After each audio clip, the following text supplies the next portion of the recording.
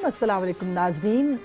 Programme हमारा फ़ैसला आपका का बहुत ही स्पेशल एपिसोड है आपके लिए। और अगर मैं ये कहूँ कि मेरी एक बहुत लंबी ख्वाहिश के बाद ये दिन आया है कि मैं ये इंटरव्यू करने जा रही हूँ, तो ये बेजा नहीं होगा। एक ऐसी शख्सियत जो सुरों की मालिक है, जिसका तारुफ सुर है, जिनका बोलना सुर है, जिनका चलना सुर है और जो खुद एक बहुत उम्दा सुर हैं। हमारे साथ मौजूद है हॉलीवुड, लॉलीवुड, बॉलीवुड, कोई ऐसी जगह नहीं जहाँ पे इनका नाम कामयाबी के ज़िम्मे में ना आता हो। 27 से ज़्यादा इंटरनेशनल बेस्ट अवार्ड्स इनके नाम हो चुके हैं। पाकिस्तान का फ़ख्र हैं, पाकिस्तान का नाम है और सुरों के बहुत बड़े गायक हैं। हमारे साथ मौजूद हैं उस्ताद राहत फ़तेह अली खान साहब। अस्सलाम वालेकुम। वालेकुम अस्सलाम, कैसी हैं? मैं बिल्कुल ठीक हूँ खान साहब। बहुत कम हम इंटरव्यूज़ ऐसे करते हैं, ज़ाहिर है हमारे लिए मुश्किल होता है, लेकिन आपका इंटरव्यू करते हुए वाकई मैं कंफ्यूज हूँ। ऐसा होना नहीं चाहिए था वैसे। ये हो गया। तो अब मैंने जब आपसे दरख्वास्त की, इंटरव्यू की, तो आपने एक बहुत खूबसूरत बात की। आपने कहा कि मुझसे लोग बहुत से सवालात पूछते हैं, ये नहीं पूछते कि राहत फ़तेह अली खान कौन है और क्या है। सही, आपको याद है? तो राहत फ़तेह अली खान कौन है और क्या है, ये मेरा पहला सवाल। राहत Fateh Ali Khan first of all माँ का बेटा है और मुझे जो कुछ मिला, एक तो उस्ताद नुसरत फ़तेह अली खान साहब से मिला, तो उस वजह से काफ़ी मैं अपने आज तक अपने बचपन में ही रहता हूँ। तो बॉडी वाइज या मेंटली अप्रोच वाइज, गायकी वाइज मैं जवान हुआ होगा, बूढ़ा हो रहा हूँ या अभी भी स्टिल जवान कुछ लोग समझते हैं। तो वो मेरे काम की वजह से ही समझते होंगे। तो मैं एक्चुअली एक कॉमेडियन, मेरे अंदर एक इस तरह का मज़ाक का एक वो एलिमेंट आ जाता है कभी कभार, जो कि कभी बचपन में शरारतें करते कराते तो राहत जो है, एक्चुअली राहत फ़तेह अली खान तो पैदावार 1998 से ही होगी, तो राहत अली जो है तो बहुत शरारती है।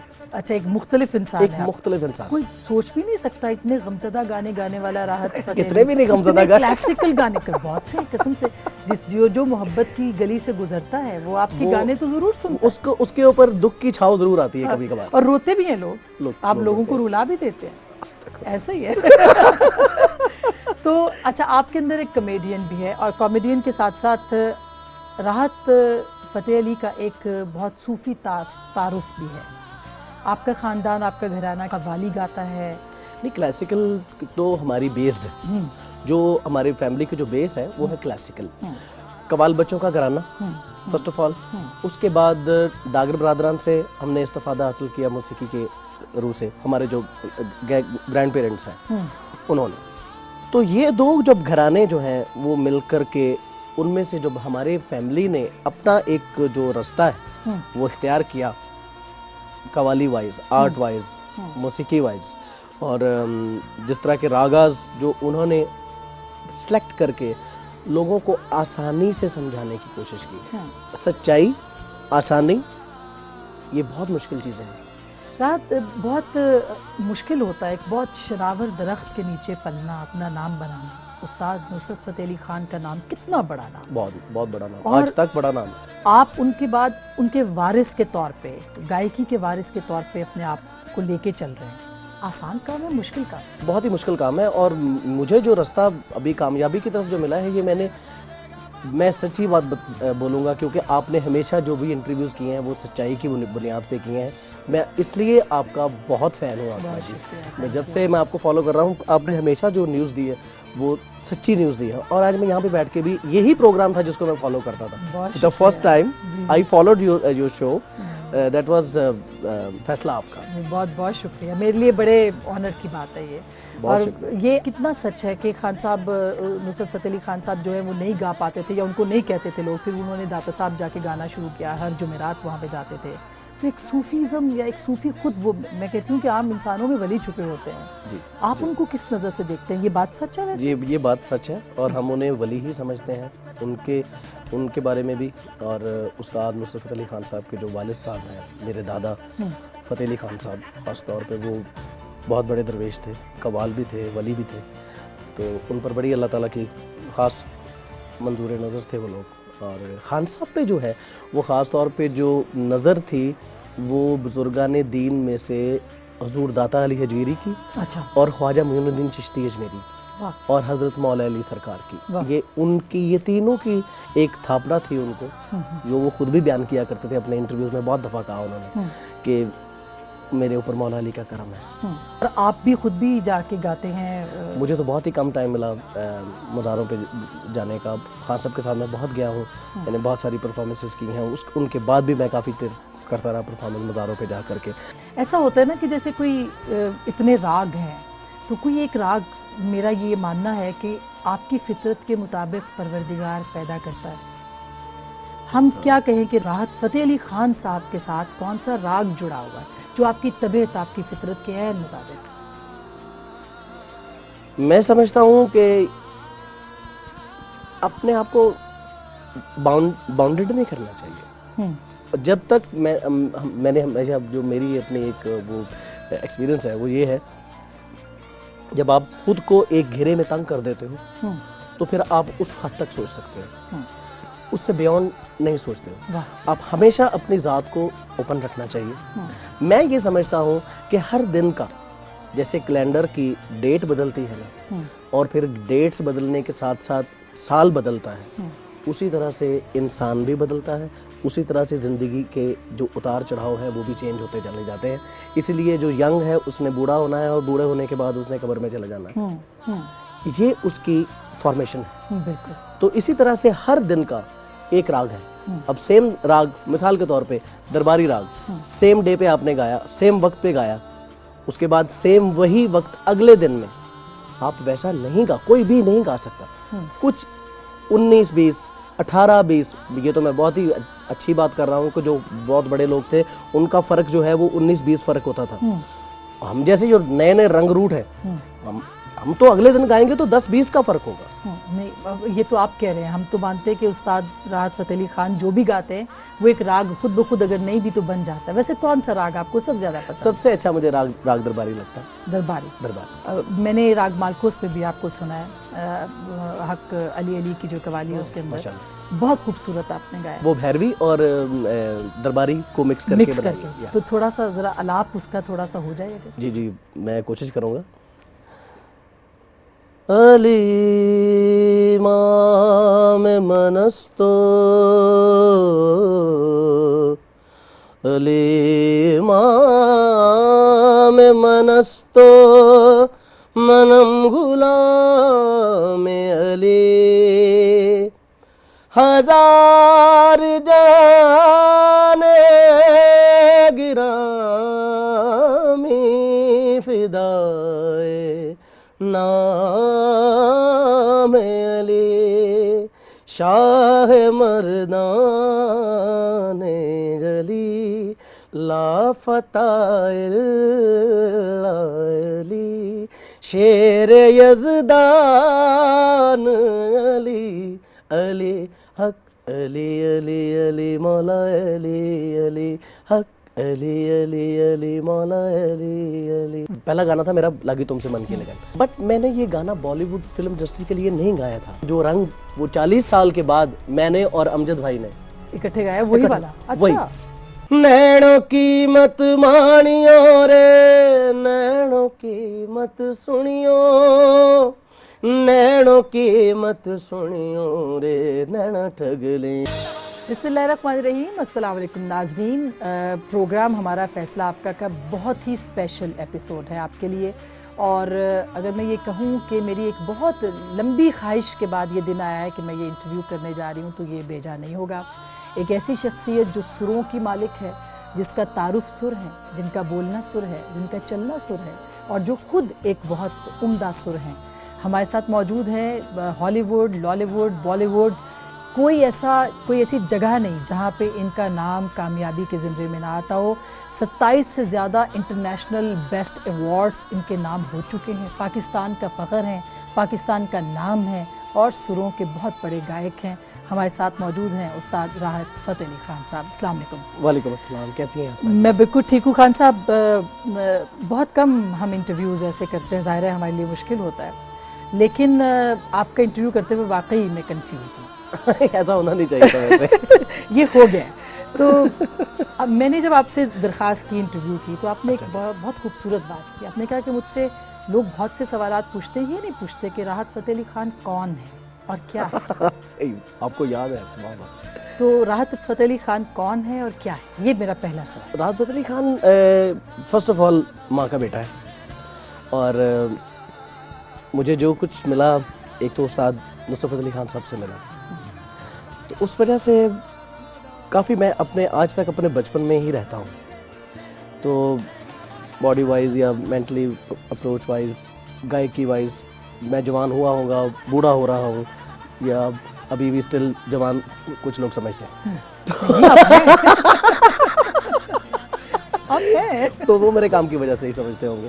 तो मैं एक्चुअली एक कॉमेडियन, मेरे अंदर एक इस तरह का मजाक का एक वो एलिमेंट आ जाता है कभी कभार, जो कि कभी बचपन में शरारतें करते कराते तो राहत जो है एक्चुअली राहत फ़तेह अली खान तो पैदावार 1998 से ही होगी, तो राहत अली जो है तो बहुत शरारती है। अच्छा, एक मुख्तलिफ इंसान एक है। मुख्तलिफ इंसान, कोई सोच भी नहीं सकता इतने गमज़दा गाने गाने वाला राहत फ़तेह अली। कितने भी नहीं गमज़दा गाने, क्लासिकल गाने कर बहुत से कसम से, जो मोहब्बत की गली से गुजरता है वो आपके गाने तो जरूर सुनता है। उसके ऊपर दुख की छाव जरूर आती है कभी कभार, और रोते भी हैं लोग। आप लोगों को रुला भी देते हैं, ऐसा ही है। तो अच्छा, आपके अंदर एक कॉमेडियन भी है, और कॉमेडियन के साथ साथ राहत फ़तेह अली का एक बहुत सूफी तारुफ भी है। आपका ख़ानदान, आपका घराना का वाली गाता है। नहीं, क्लासिकल तो हमारी बेस्ड है, जो हमारे फैमिली की जो बेस है वो है क्लासिकल। कवाल बच्चों का घराना फर्स्ट ऑफ ऑल, उसके बाद डागर बरादरान से हमने इस्तिफादा हासिल किया मौसीकी के रूह से, हमारे जो ग्रैंड पेरेंट्स हैं उन्होंने।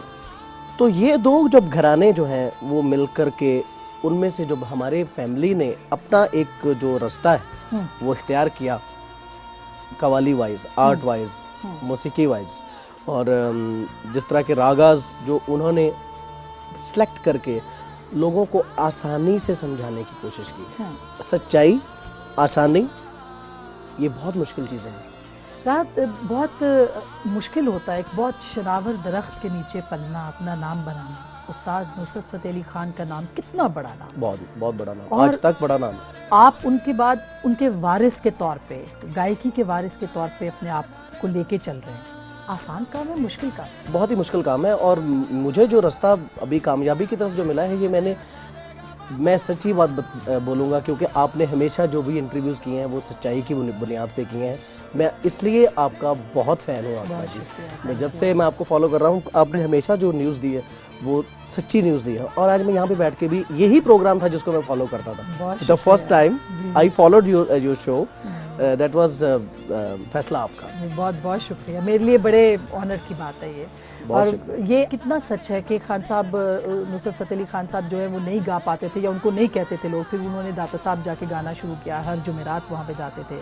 तो एक सूफीज़म या एक सूफ़ी खुद, वो मैं कहती हूँ कि आम इंसानों में वली छुपे होते हैं जी। आप उनको किस नज़र से देखते हैं? ये बात सच है वैसे? ये बात सच है, और हम उन्हें वली ही समझते हैं। उनके बारे में भी, और उस्ताद नुसरत अली खान साहब के जो वालिद साहब हैं, मेरे दादा फ़तेह अली खान साहब, ख़ास तौर पे वो बहुत बड़े दरवेश थे, कवाल भी थे, वली भी थे, तो उन पर बड़ी अल्लाह ताला की ख़ास मंजूर नज़र थे वो लोग। और खान साहब पे जो है वो ख़ास तौर पे जो नज़र थी वो बुजुर्गान दीन में से हजूर दाता अली हजवीरी की, अच्छा, और ख्वाजा मुइनुद्दीन चिश्ती अजमेरी, और हज़रत मौला अली सरकार की। ये तीनों की एक थापना थी उनको, जो वो खुद भी बयान किया करते थे अपने इंटरव्यूज़ में। बहुत दफ़ा कहा उन्होंने कि मेरे ऊपर मौला अली का करम है। और आप भी खुद भी जाके गाते हैं? मुझे तो बहुत ही कम टाइम मिला मज़ारों पे जाने का। खान साहब के साथ मैं बहुत गया हूँ, मैंने बहुत सारी परफॉर्मेंसेस की हैं, उनके बाद भी मैं काफ़ी देर करता रहा परफॉर्मेंस मज़ारों पे जा करके। ऐसा होता है ना कि जैसे कोई इतने राग हैं, तो कोई एक राग, मेरा ये मानना है कि आपकी फितरत के मुताबिक परवरदिगार पैदा करता है। हम क्या कहें कि राहत फ़तेह अली खान साहब के साथ कौन सा राग जुड़ा हुआ है जो आपकी तबीयत, आपकी फितरत के ऐन मुताबिक? मैं समझता हूँ कि अपने आप को बाउंडेड नहीं करना चाहिए। जब तक मैंने हमेशा, जो मेरी अपनी एक वो एक्सपीरियंस है वो ये है जब आप खुद को एक घेरे में तंग कर देते हो तो फिर आप उस हद तक सोच सकते हो, उससे बियॉन्ड नहीं सोचते हो। आप हमेशा अपनी ज़ात को ओपन रखना चाहिए। मैं ये समझता हूँ कि हर दिन का, जैसे कैलेंडर की डेट बदलती है ना, और फिर डेट्स बदलने के साथ साथ साल बदलता है, उसी तरह से इंसान भी बदलता है, उसी तरह से ज़िंदगी के जो उतार चढ़ाव है वो भी चेंज होते चले जाते हैं। इसीलिए जो यंग है उसने बूढ़ा होना है और बूढ़े होने के बाद उसने कब्र में चले जाना है। ये उसकी फॉर्मेशन है। बिल्कुल। तो इसी तरह से हर दिन का एक राग है। अब सेम राग, मिसाल के तौर पे दरबारी राग सेम डे पे आपने गाया, सेम वक्त पे गाया, उसके बाद सेम वही वक्त अगले दिन में आप वैसा नहीं गा, कोई भी नहीं गा सकता। कुछ 19-20, 18-20, ये तो मैं बहुत ही अच्छी बात कर रहा हूँ कि जो बहुत बड़े लोग थे उनका फ़र्क जो है वो 19-20 फ़र्क होता था। हम जैसे जो नए नए रंग रूट है, हम तो अगले दिन गाएंगे तो 10-20 का फ़र्क होगा। नहीं, अब ये तो आप कह रहे हैं, हम तो मानते हैं कि उस्ताद राहत फ़तेह अली खान जो भी गाते हैं वो एक राग खुद ब खुद अगर नहीं भी तो बन जाता है। वैसे कौन सा राग आपको सबसे ज़्यादा पसंद? सबसे अच्छा मुझे राग दरबारी लगता है। दरबारी। मैंने राग मालकोस पे भी आपको सुना है, हक अली अली की जो कवाली है उसके अंदर बहुत खूबसूरत आपने गाया। वो भैरवी और दरबारी को मिक्स करके। तो थोड़ा सा जरा अलाप उसका थोड़ा। पहला गाना था मेरा लागी तुमसे मन की लगन, बट मैंने ये गाना बॉलीवुड फिल्म इंडस्ट्री के लिए नहीं गाया था। जो रंग वो 40 साल के बाद मैंने और अमजद भाई ने इकट्ठे गाया, वही वाला। अच्छा। नैनो की मत मानियो रे, नैनो की मत सुनियो, नैनो की मत सुनियो रे। वेलकम बैक नाजरीन, हमारे साथ राहत फ़तेह अली खान साहब हैं, उनसे बात करते हैं और सिलसिला वहीं से जोड़ते हैं जहाँ से टूटा था। कव्वाली आपने क्यों इतनी नहीं गाई?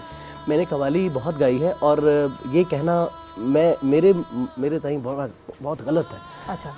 और जिस तरह से मैंने कव्वाली को एक नया अंदाज दिया है, एक नई उसको एक रास्ता दिया है कि अभी बहुत सारे जो यंगस्टर हैं वो जो हमने रास्ता बनाया हुआ है उसको फॉलो कर रहे हैं। हमारी गायकी को क्यों लोग कहते हैं जी कि ये थोड़ी मुख्तलिफ है। जितने भी मेरी आज तक जितने भी कसीदों की जो एल्बम्स हैं वो 5 से 6 के करीब, 6 में मीन्स के 60 के करीब कसीदे मौला अली के, कलंदर पाक की धमाल, हज़रत गाजी अब्बास सलमदार के लिए मनक़बत कसीदा, ये सब चीज़ें तो मैं कर रहा हूँ।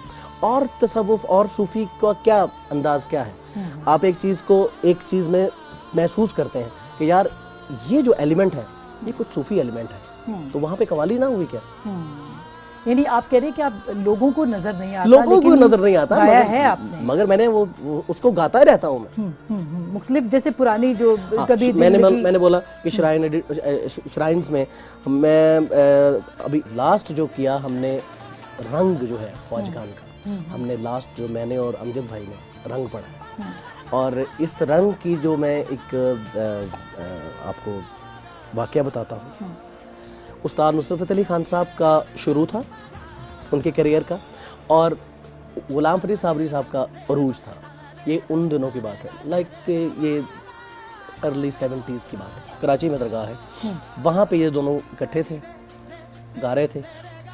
जो वली थे, जो बुजुर्ग थे, जो मसनद नशीन थे, उन्होंने कहा कि रंग पढ़ना है, रंग दोनों जो ग्रुप है वो इकट्ठे पढ़े। वाह,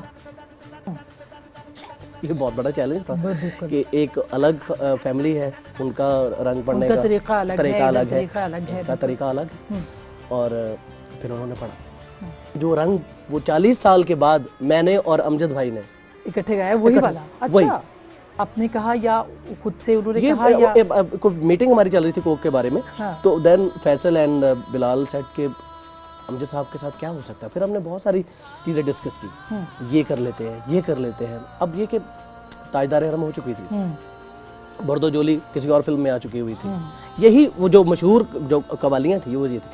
आज आके बचता था हमारे पास रंग। हाँ। कि जो दोनों जो फैमिलीज हैं वो जानते हैं और एक दूसरे को वो समझ के गा लेंगे। सही। तो ये इस तरह थोड़ा सा हो जाए, कैसे हुआ? ज़ाहिर है हम अमजद साहब को तो मिस करेंगे। थोड़ा सा पीछे और ले जाओ। हम देखते थे एक बच्चा साथ गाता था, और वो बच्चा, क्योंकि आप बचपन में रहते हैं, ज़्यादा बड़े नहीं हुए आपके ख्याल में, हमारे ख्याल में आप जवान हैं, आपके ख्याल में आप बच्चे हैं। क्योंकि अभी कुछ दिल तो तो कुछ और ही बच्चा समझ- है जी। बिल्कुल, दिल तो बच्चा है। हाँ, तो वो जो आप साथ गाते थे जी और वो साथ में राग, तो उस्ताद साहब बड़ी मोहब्बत से और बड़ी शफकत से आपको देख रहे होते थे, जैसे सारा शौकत से भी देखते थे, इन्वेस्टमेंट आपके ऊपर है, मतलब मोहब्बत का। वो जहमत से भी देखा करते थे। अच्छा, और- डर लगता था? अरे बहुत ज्यादा। वो जब मैं थोड़ा देखे ना, जब बचपन में हाँ। बहुत सारी चीजें ऐसी होती हैं। मुझे कहा जी कि आपने राग हमीर गा लिया बचपन में, आप 10 साल के थे, आपने कैसे गा लिया?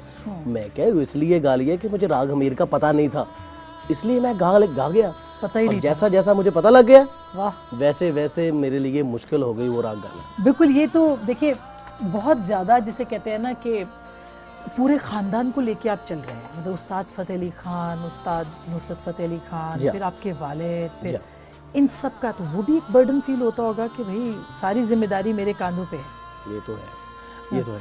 और मैं ये कहूँगा कि मेरे ये बुज़ुर्गों की और मेरे फैमिली वालों की दुआएं हैं मेरे साथ, और जिसकी वजह से मैं चल रहा हूँ और लोग मुझे पसंद करते हैं, ये उन्हीं की दुआएं हैं और मेरी मेहनत है।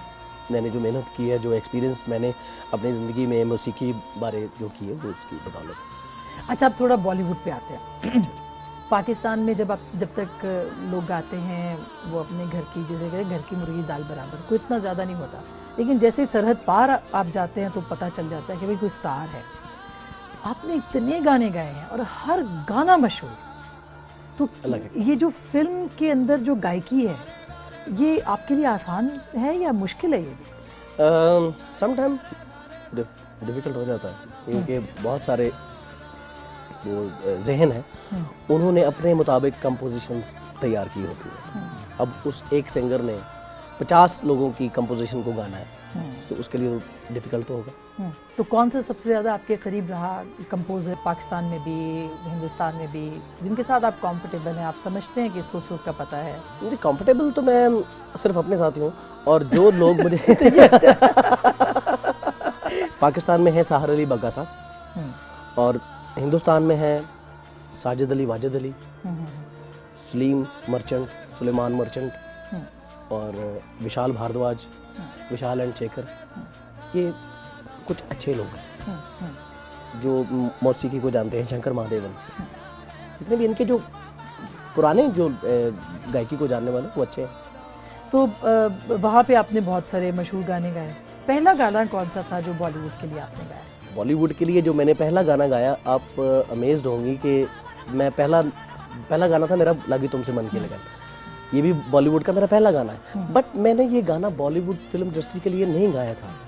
अच्छा, ये तो मेरी एक एल्बम थी जो हमने 98 में खान साहब की डेथ के बाद मैंने और मेरे वालिद ने हमने शुरू किया था काम को, कि एक एल्बम प्रोड्यूस करते हैं जिनमें खान साहब की कंपोजिशंस, मेरी कंपोजिशन, तू कुछ सोच, कुछ नया म्यूज़िक करते हैं।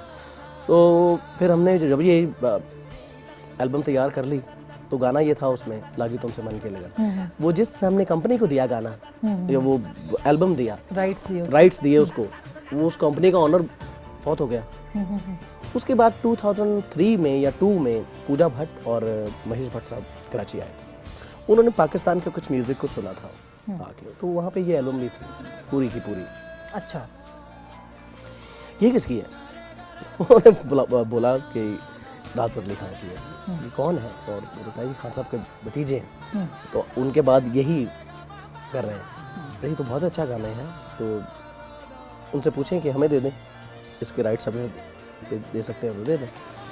तो एल्बम तो वैसे ही 98 से वो लटक रही थी बेचारी, जवार बाटा में कोले खा रही थी। तो गाना उन्होंने ले लिया और एल्बम भी ले ली। तो मुझसे पूछा उन्होंने कि आप देना चाहते हैं? मैंने कहा भाई दे दो जल्दी, हमें तो उसको लॉन्च करना चाहिए ना। हाँ। कि एक बार तीर कमान से निकले तो सही बात है। उसके बाद ही पता लगेगा टारगेट पे लगा है या नहीं लगा।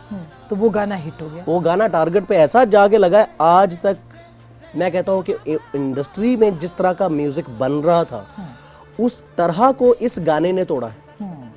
अब गाने मतलब सुपरहिट होने की जो एक सनद है, वो अब डिकचक नहीं रह गया। हाँ, सही बात। अब सॉफ्ट म्यूजिक को लोग पसंद करते हैं, क्लासिकल को पसंद करते हैं। उसकी रूट क्या था? उसका रूट 2003 में चले ना, फिर पता लगेगा कि 13 साल पहले क्या म्यूजिक था इनका और 14 साल पहले दोनों मुल्कों का क्या म्यूजिक क्या था। सही बात। उसके बाद फिर पता लगेगा कि क्या ये लागी तुमसे मन की लगन क्या चीज आई। उसने एक तब्दीली वो लेके आया, एक तब्दीली रेवोल्यूशन लेके आया वो गाना। और उसके बाद वही ट्रेंड सेट हो गया। वही ट्रेंड सेट हुआ। फिर उसके बाद मैंने बॉलीवुड के लिए मेरा फर्स्ट सॉन्ग जो गाया था फिर वो था गुलजार साहब का लिखा हुआ। अच्छा। नैना ठग लेंगे। लोग वैसे मिलते हैं जिनको इतना पता नहीं होता, बस बंदा हमें सी ऑफ करने के लिए गाड़ी तक आया और हाथ में लाके कहता है खासा वैसे सच्ची बताएं आप काम क्या करते हैं। जो रिसेंट मोहब्बत है वो क्या है?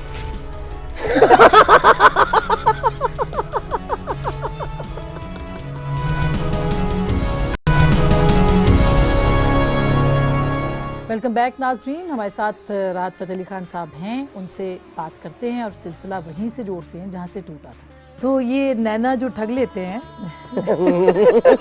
अच्छा, कई इस तरह की हमारे फरमाइशें करते हैं, प्यारे लोग हैं, मासूम लोग होते हैं, तो नैना ठग लेंगे लिखना होता है या कहना होता है नैना ठग लेंगे गाजी जी, तो वो कह रहे होते हैं नैना डस लेंगे।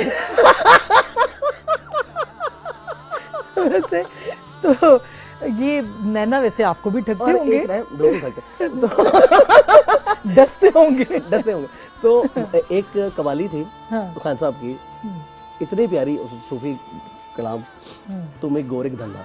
हाँ भाई, क्या कमाल कवाली। उसको लिखता है एक बंदा, तुम बोरिक बंदा हो। तुम बोरिक बंदा हो, ये सुना दे। मैं कहा यार मुझे पता तो लग गया है कि तुमने जो सुनना चाहते हो, मगर लिखा हुआ है भाई। अच्छा, ऐसे लोग वैसे मिलते हैं जिनको इतना पता नहीं होता, बस उन्होंने एक इंसान हमें सुनता रहा, पूरी रात सुना उसने, दाद भी देता रहा, सर सांसों की माला सुना दें, सांसों की माला सुना दें, आफरी आफरी सुना दें, आफरी आफरी सुना दी। मीन्स के मुझे ऐसा लगा कि यार पूरी महफिल में ही बंदा ये है। अच्छा। आसमा जी वो बंदा हमें सी ऑफ करने के लिए गाड़ी तक आया और हाथ में लाके कहता है खासा वैसे सच्ची बताएं आप काम क्या करते हैं। और मैंने उसी जवाब उसका ऐसे दिया है कि उसने कहा कि आप काम क्या करते हैं। मैंने कहा भाई मेरी मोटरसाइकिलों की वर्कशॉप है। तो अच्छा, हैरान हो गया, कहता अच्छा। तो आपके अंदर का जो फैसलाबादी है, मेरे अंदर का फैसलाबादी लाहौरी पूरा जाग पड़ा फिर। तो कभी सोचा नहीं कि आप कॉमेडियन बन जाते हैं? नहीं, कपिल शर्मा को तो आपने नाकोचने चबवा दिए। अच्छा, वो भी बहुत अच्छा इंसान है। अच्छा, वैसे कभी आपको कहा जाए कि दूसरा आपने कोई प्रोफेशन करना है तो वो फिर यही है? कॉमेडियन? हाँ, कॉमेडी मैं अगर करूँगा तो मैं इसको बहुत एक अलग अंदाज में करना चाहूँगा, जो अच्छा। शायद ना की हो किसी ने। अगर सुरीले अंदाज में, सुरीले और बहुत ही नेचुरल, हाँ। जो जैसे नेचुरल रहा जाता है, हाँ हाँ, जो कि आप हैं, जो मैं हूँ, हाँ। वो उसी में कॉमेडी है। अच्छा, उसी तरह से। अच्छा चलिए, अब एक घूंट पी लें, उसके बाद में आपसे सवाल करती हूँ। चलिए। कि ये जो मतलब राहत फ़तेह अली खान एक ऐसी जगह फंस गए हैं। किस जगह फंस गया? किसी जगह फंस गए हैं। किसी जगह फंस गए जहाँ उनको रहना डस लेंगे। तो वो उसकी कॉमेडी, उसको सुरीले अंदाज में कॉमेडी कैसे करेंगे? जहाँ मुझे पता लग जाएगा ना कि डसने वाले नैना, वहाँ मैं खुद नाग बन जाया करता हूँ। ये अच्छा। तो सांप का जहर नहीं चढ़ता होता। बहुत आला, बहुत आला। Thank you so much. अच्छा, ये दिल तो बच्चा है जी, दिल तो बच्चा है, और आफरी आफरी, और सांसों की माला, और गोरख धंधा, अल्लाहू हक लिए। अब आप ना पूछिएगा आप काम क्या करती हैं? करता हूँ। तो आप यही काम करते हैं ना? मैं यही करता हूँ काम। तो अल्लाहू एंड और क्या बोल रही थी आप? देखिए, आपके यहाँ हमद होती है, नात होती है, मनक़बत उसके बाद होती है, मदा होती है, और देन उसके बाद रंग होता है। हाँ, मनक़बत। एक तो जो मुझे पसंद है फीमेल शोरा है परवीन शाकिर। क्या बात? मैं उनकी जो एक दर्द है ना, और एक उनमें जो बेबसी उनकी कभी कभी कोई लाइन में आती है और वो क्या टोंच करती हैं, फिर उस लाइन पर जिस वजह से उनको तकलीफ पहुंची होती है ना, वो हमें तो पता है, सबको पता है कि किस वजह से क्या था। सही, बिल्कुल बिल्कुल। तो जब हमें वो लाइन पढ़ के वो मज़ा आता है ना, वो क्या बात है। वो ये ना कि चोर देखा हुआ है, हाँ एग्जैक्ट, तो फिर समझ आ जाती है। बिल्कुल बिल्कुल। औरों की शायद हमने चोर नहीं देखा वो। हाँ असल में बात है कि कोई चोर को देखना नहीं है, जो आपके अंदर चोर छुपा हुआ है ना, उसको जो आपको ये कहने पे मजबूर करता है और नहीं यार आप राहत अली नहीं हो, आप राहत फतेह अली खान हो, यहाँ पे ये बनो, वो चोर है। बिल्कुल। राहत फतेह अली खान लोग समझ रहे हैं, वो अंदर कौन है, अंदर राहत अली है। और वो राहत अली जो है वो है, वो है जो है, वो जो बच्चा है, जो बच्चा है सही जिसका बात। दिल तो जो अभी तक मासूम बच्चा है, जो मासूम है। मैं तो बचपने को मासूमियत के उसमें लेके आती हूँ, जी, जो खुल के हंसता है, जो जीना जानता बिल्कुल, है, जो बिल्कुल। मोहब्बत करना जानता है, जो ऐसा ही है। ऐसा ही, बिल्कुल ऐसा ही है। तो जो रिसेंट मोहब्बत है वो क्या है?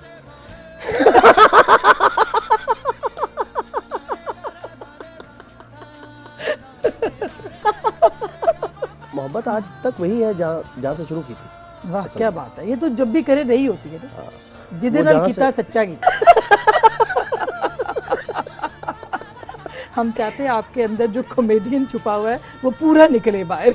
वो तो मेरे ख्याल में आधा पचहत्तर तो आ चुका है। ये फैसलाबाद के होने का असर है। जी हाँ। आप गुफ्तगू सुन रहे थे राहत फतेह अली खान साहब की, लिविंग लेजेंड हैं और बहुत दिलचस्प बातें इनकी, कुछ और बातें भी हम करेंगे, लेकिन कल आपको ये प्रोग्राम दोबारा देखना पड़ेगा कुछ और मज़े मज़े की बातों के साथ। हमारे साथ रहिएगा, तब तक के लिए खुदा हाफिज़।